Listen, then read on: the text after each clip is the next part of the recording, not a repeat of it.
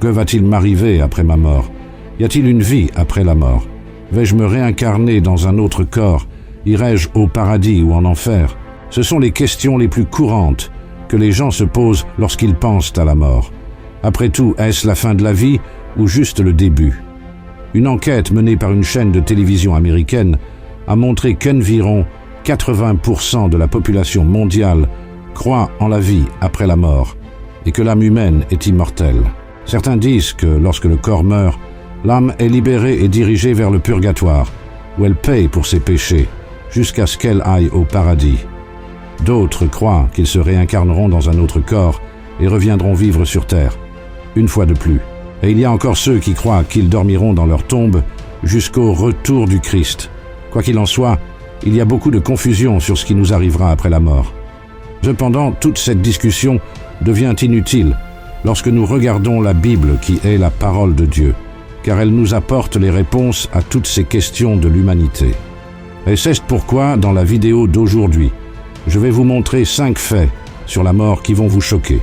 Mais avant de commencer, je veux vous demander de vous abonner à ma chaîne et d'activer la cloche de notification pour recevoir toutes les notifications chaque fois que je publie une nouvelle vidéo d'Accord. Alors venez marcher avec moi, d'Accord?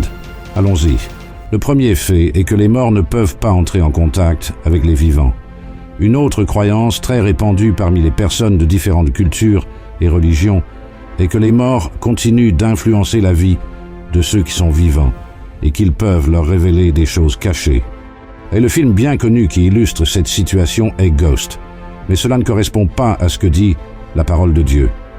Voyez ce qui est écrit dans l'Ecclésiaste, chapitre 9. Pour tous ceux qui vivent, il y a de l'espérance, et même un chien vivant vaut mieux qu'un lion mort. Les vivants, en effet, savent qu'ils mourront, mais les morts ne savent rien, et il n'y a pour eux plus de salaire, puisque leur mémoire est oubliée. Et leur amour et leur haine et leur envie ont déjà péri, et ils n'auront plus jamais aucune part à tout ce qui se fait sous le soleil. Cela montre que ceux qui meurent n'ont plus aucune influence ici, sur Terre, et par conséquent, ne peuvent pas avoir accès aux vivants. Par conséquent, lorsque vous entendez une histoire selon laquelle une personne décédée a envoyé un message depuis l'au-delà à une personne vivante par l'intermédiaire d'une médium ou de tout autre type de messager, ne le croyez pas, car même si cela peut être réconfortant, ce n'est pas la personne qui transmet le message. La Bible dit que Satan se transforme même en ange de lumière pour tromper les gens et les éloigner des voies du Seigneur. De plus, Jésus a raconté la parabole de Lazare et de l'homme riche qui montre qu'il y a un grand fossé entre les vivants et les morts. Donc, nous ne pouvons pas accéder aux morts et ils ne peuvent pas avoir de contact avec nous. Le deuxième fait est qu'après la mort, notre esprit retourne à Dieu. Il n'est pas rare de voir des cas d'esprit, de personnes qui errent dans le monde, prenant soin des vivants ou simplement semant la terreur et la peur dans les films et les séries. Il est également courant de trouver des histoires dans des livres, et même dans des romans d'âmes qui se sont réincarnés dans d'autres corps pour continuer leur voyage sur Terre. Mais tout cela n'est qu'une illusion, car la Bible nous assure que lorsque nous mourrons, notre corps retournera à la poussière, comme c'était le cas au début, et notre esprit retournera à Dieu. Voyez ce qui est écrit. Avant que la poussière retourne à la terre comme elle y était, et que l'esprit retourne à Dieu qui l'a donné. Et quelque chose de très intéressant que vous devez savoir, c'est que lorsque Jésus reviendra, nous serons transformés et serons avec lui dans nos propres corps, où nous pourrons toucher les personnes que nous aimons, les reconnaître et même manger. Nous serons de vraies personnes, pas des esprits désincarnés errant autour. Cela est très clair dans Luc, chapitre 24.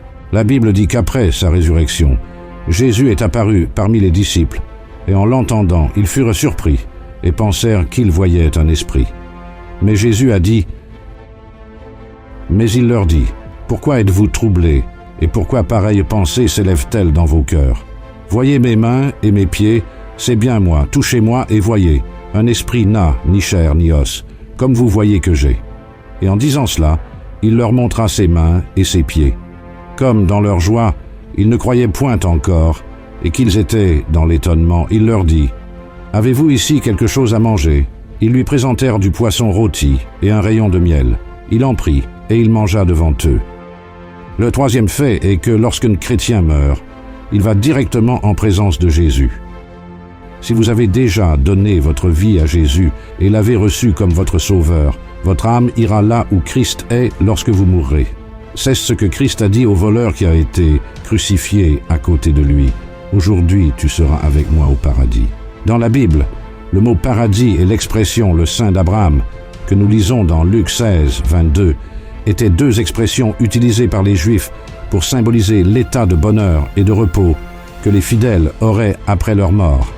Et dans ce passage du voleur sur la croix, Jésus affirme que cet état de bonheur et de repos est avec lui. Et dans le livre des Actes, nous lisons également que Étienne, juste avant sa mort, a vu Jésus debout à la droite de Dieu, dans le ciel, prêt à le recevoir.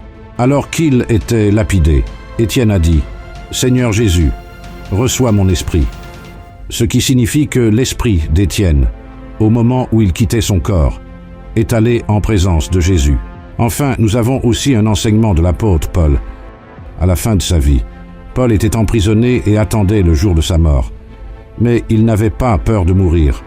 Au contraire, il attendait avec impatience d'être avec Jésus et disait « J'aille le désir de m'en aller et d'être avec Christ, ce qui est de loin le meilleur ». Cela montre que Paul était certain qu'au moment de sa mort, son esprit irait être avec Christ. Ainsi, dans ces trois cas, nous réalisons qu'aussitôt qu'un chrétien meurt, il va immédiatement là où Jésus est. Le quatrième fait est que les corps des chrétiens dorment après la mort.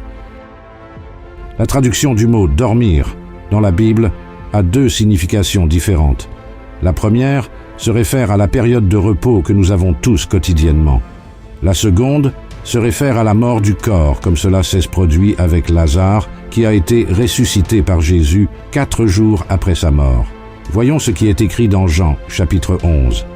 Après ces paroles, il leur dit « Lazare, notre ami, dort, mais je vais le réveiller. » Les disciples lui dirent « Seigneur, s'il dort, il sera guéri. » Jésus avait parlé de sa mort, mais ils crurent qu'il parlait de l'assoupissement du sommeil.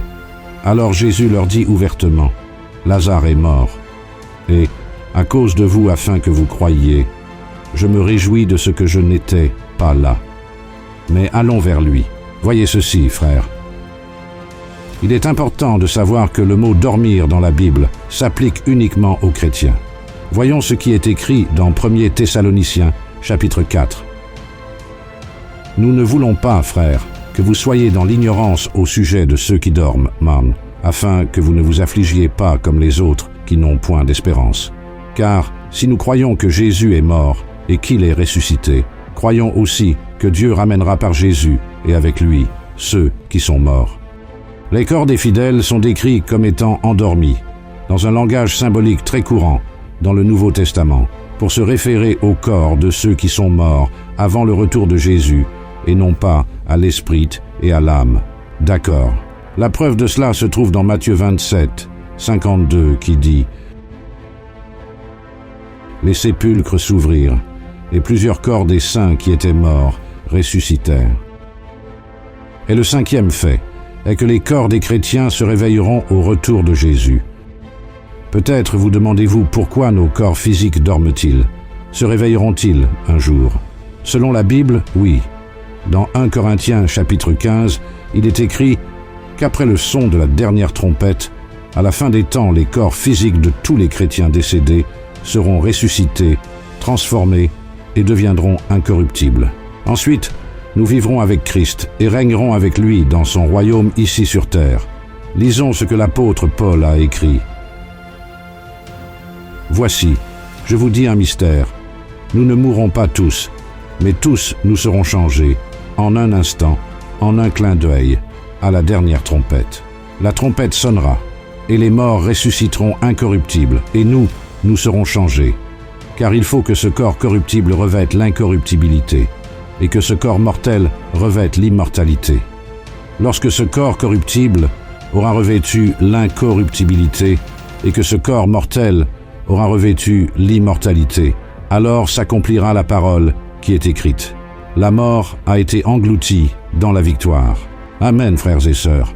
Peu importe si votre corps a été enterré dans un cimetière, s'il a été incinéré et ses cendres dispersées, s'il a été dévoré par un animal ou simplement disparu. Lorsque la trompette sonnera, toutes les particules du corps se rassembleront et se présenteront au Seigneur. Une autre chose intéressante qui se produira à ce moment-là est que les corps ressuscités se retrouveront avec les corps de ceux qui étaient vivants lorsque Jésus reviendra, et nous aurons tous des corps glorifiés comme celui de Jésus. Donc, frères et sœurs, il est normal d'avoir des doutes et des peurs concernant la mort, et une grande partie de cela se produit parce que nous ne sommes pas sûrs de ce qui nous arrivera lorsque notre vie sur terre prendra fin. Mais la parole de Dieu est très claire et nous apporte un grand réconfort concernant ce moment que nous vivrons tous tôt ou tard.